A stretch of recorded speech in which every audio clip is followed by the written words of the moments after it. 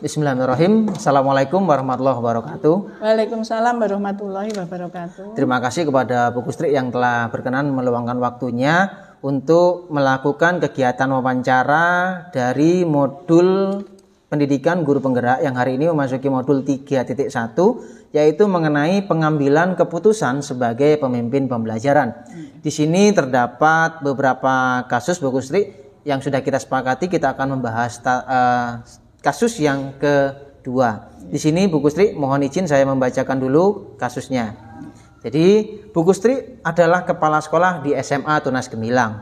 Pak Dodi adalah seorang guru matematika di sekolah yang Bu Kustri pimpin. Ia adalah guru yang kompeten dan memiliki semangat belajar yang tinggi. Ia menguasai bidang yang diajarkan dan metode mengajarnya juga mudah dimengerti oleh murid-murid. Namun, ia memiliki beberapa masalah dalam pengendalian emosi dan pengelolaan waktu. Beberapa kali, Bu Kustri mendapat keluhan baik dari murid-murid ataupun orang tua murid bahwa Pak Dodi kerap marah-marah pada murid-muridnya ketika ia kecewa pada sikap atau kinerja mereka. Bu Kustri telah menyampaikan keluhan tersebut kepada Pak Dodi dan membimbingnya untuk memperbaikinya. Pak Dodi juga kerap kali terlambat dalam menyelesaikan tanggung jawabnya seperti membuat rencana pelaksanaan pembelajaran, membuat soal ujian, dan juga mengisi nilai rapot siswa. Kejadian terakhir, Pak Dodi terbukti memanipulasi laporan keuangan kepanitiaan kegiatan studi tur ke Yogyakarta, di mana Pak Dodi menjadi bendaharanya. Akhirnya, di akhir tahun ajaran, Bu Kustri memutuskan untuk tidak memperpanjang kontrak kerja Pak Dodi.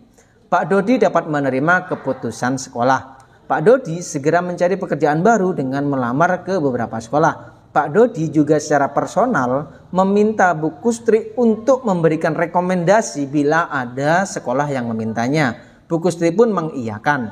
Pada suatu hari, Pak Dodi mendapat email dari bagian SDM SMA Cahaya Hati yang meminta Bu Kustri untuk mengisi lembar rekomendasi mengenai kinerja Pak Dodi sehubungan dengan lamaran Pak Dodi ke sekolah tersebut sebagai koordinator guru matematika. Di formulir tersebut ada beberapa pertanyaan tentang pengendalian emosi, pengelolaan waktu, juga tentang integritas. Bu Kustri paham betul bahwa kalau Bu Kustri mengisi dengan sebenar-benarnya form tersebut, Pak Dodi tidak akan mendapatkan pekerjaan tersebut. Padahal sekolah tersebut adalah sekolah yang baik dan posisi yang dituju adalah posisi yang baik. Bu Kustri juga tahu tentunya sebagai kepala sekolah, Pak Dodi juga sebagai kepala keluarga memiliki istri yang tidak bekerja dan 3 anak yang masih kecil-kecil. Dan Pak Dodi sangat membutuhkan pekerjaan ini. Nah, dari kasus yang sudah saya bacakan tadi Bu Kustri sebagai kepala sekolah ini, apa yang akan Bu Kustri lakukan? Apakah Bu Kustri akan mengisi form tersebut apa adanya, atau akan Bu Kustri buat sedikit lebih baik dari fakta yang terjadi? Boleh ditanggapi, Bu. Terima kasih Pak Andi. Saya akan menanggapi kasus dari Pak Dodi. Saya sebagai kepala sekolah yang akan saya lakukan adalah akan memberikan rekomendasi baik kepada Pak Dodi. Kenapa saya memberi rekomendasi baik kepada Pak Dodi? Yang pertama karena rasa kemanusiaan saya. Ya, walaupun Pak Dodi itu punya kekurangannya tadi, sering emosi, kemudian dalam pengelolaan waktunya juga kurang baik, masalah keuangan. Nah, saya masih ada rasa kemanusiaan, tetap akan saya beri rekom baik itu. Jadi yang menjadi pertimbangan adalah rasa kemanusiaan karena Pak Dodi itu masih memiliki 3 anak yang masih kecil-kecil. Yang jelas Pak Dodi hanya sebagai tulang punggung keluarga karena istrinya juga tidak bekerja. Oh begitu. Jadi kan kalau boleh saya tanggapi Bu, berarti kan prinsip landasan berpikir Bu Kustri yang menempatkan diri sebagai kepala sekolah kan akhirnya berpikir berbasis rasa peduli tadi. Ya, peduli. Peduli ya, karena Pak Dodi tadi punya istri yang tidak bekerja dan 3 anak yang masih kecil-kecil. Nah, kemudian Bu, ini kan sedikit berbeda nih dengan saya. Sedangkan saya berpikirnya ini kan prinsipnya berpikir berbasis peraturan. Nah, Ini kan Pak Dodi kita ketahui memang orangnya memiliki semangat belajar yang tinggi dan juga berkompeten di bidang matematika. Nah, tetapi kan maaf Pak Dodi ini kan sedikit memiliki luka di sekolah kita. Kemarin untuk kegiatan panitia studi tour kan di bendahara. Nah, Pak Dodi ini kan memanipulasi laporan keuangan. Kalau Bu Kustri mengisi form tersebut sedikit lebih baik, apakah nantinya tidak akan dilakukan kembali oleh Pak Dodi di sekolah yang baru? Bagaimana, Bu? Ya sebenarnya ada sedikit enggak sesuai dengan hati nurani saya ya Pak ya. Iya. Tapi karena itu tadi dengan rasa kemanusiaan, apabila saya akan memberikan sejujur-jujurnya, itu saya masih kasihan. Nah, sebelum saya memberi rekomendasi baik, tentunya Pak Dodi saya panggil, akan saya beri janji peringatan gitu. Kenapa? Karena alasan yang lainnya saya juga akan memberi kesempatan Pak Dodi itu biar bisa, karena Pak Dodi ini kan integritasnya tinggi ya. Betul. Nah, bisa mengembangkan di sekolah yang baru itu. Terkait bidangnya di bidang matematika, matematika tadi. Karena kan mendaftar untuk menjadi koordinator guru matematika gitu.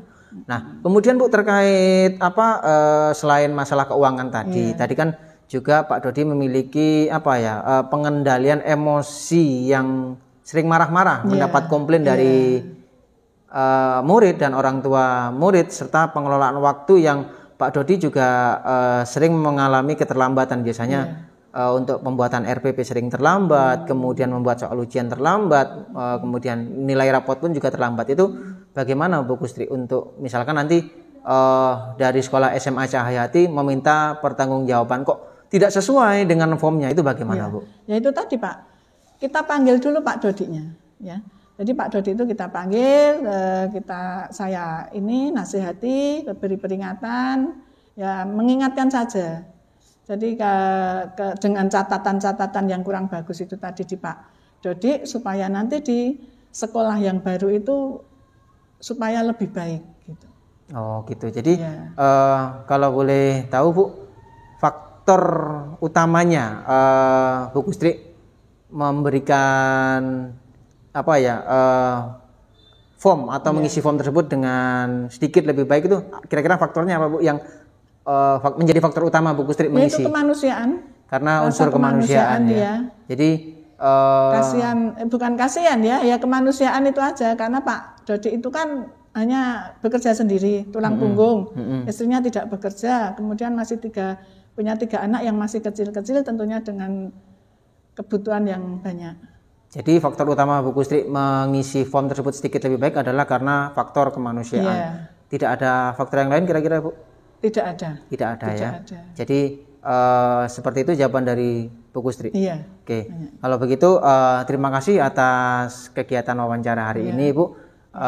Semoga kasus-kasus yang seperti ini misalkan terjadi di sekolah kita bisa direfleksikan atas keputusan kita hari ini. Kalau boleh tahu Bu, statement atau closing statement dari Bu Kustri menghadapi kasus yang seperti ini misalkan terjadi di sekolah kita. Ya mudah-mudahan nggak terjadi ya Pak ya di sekolahan kita. Kalaupun ada ya itu tadi, kalau saya sebagai kepala sekolah ada salah satu bapak atau ibu guru yang seperti Pak Dodi akan saya panggil di ruangan saya, akan saya tunjukkan, bukan saya tunjukkan, saya ingatkan, peringatan gitu Pak. Itu. Ya, terima kasih atas wawancara hari ini Bu. Sangat bermanfaat sekali bagi saya. Semoga ini juga bisa menjadi pandangan bagi Bapak Ibu guru yang juga menghadapi kasus yang seperti ini. Terima kasih. Saya akhiri. Wassalamualaikum warahmatullahi wabarakatuh. Waalaikumsalam warahmatullahi wabarakatuh.